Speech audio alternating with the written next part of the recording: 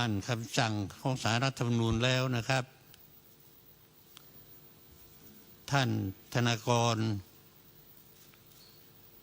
ท่านก็เป็นผู้แทนแล้วนะครับ แต่ว่าตอนนี้ท่านไม่มีสิทธิ์ที่จะพูดอะไรทั้งสิ้นถ้าจะกรุณาตามข้อตกลงก็กรุณาด้วยครับ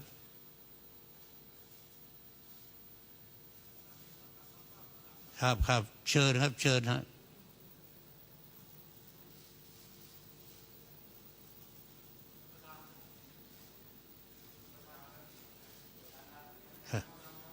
คร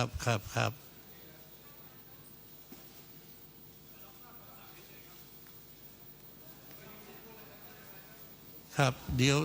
สักครู่ครับให้กราบเรียนท่านประธานที่เคารพให้ผม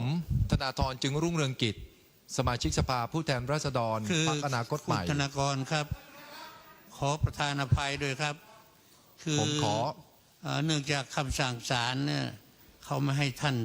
ทำกิจการเกี่ยวกับผมมีความตั้งใจที่จะรับทราบและขอลาท่านประธานเท่านี้ครับทราบแล้วนะครับทราบแล้วครับเห็นแล้วครับ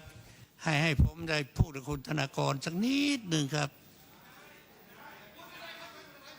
คือปราบบอกคุณธนากรให้คุณธนากรเนี่ย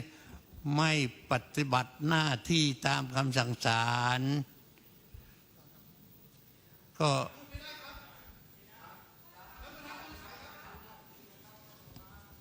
็เมื่อที่ประชุมทักท้วงอย่างนี้แล้วก็หยุดได้แล้วครับคุณธนากรครับก็ต่อไป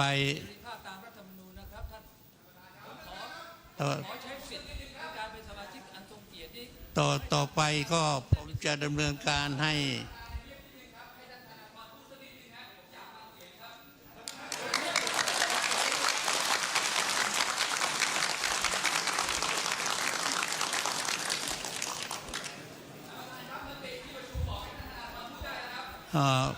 เมื่อติด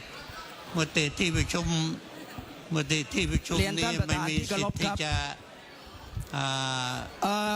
ท่านธนาธรศาลรัฐธรรมนูญได้ท่านประธานที่เคารพครับท่านธนาธรไม่มีสิทธิ์พูดในที่ประชุมครับ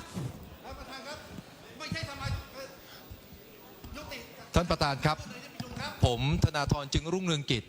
รับทราบคำสั่งและขอหยุดปฏิบัติหน้าที่ในฐานะสมาชิกสภาผู้แทนราษฎรตั้งแต่บัดนี้จนกว่าจะมีคำวินิจฉัยจากศาลรัฐธรรมนูญเป็นอื่นครับขอบคุณครับ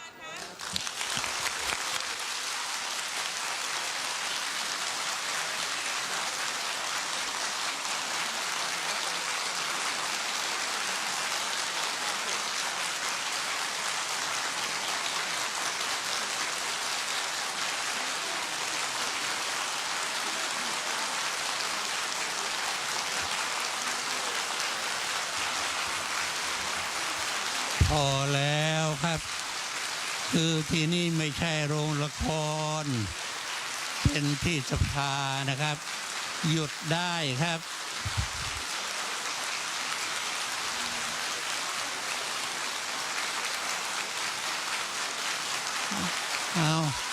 เอาปรบ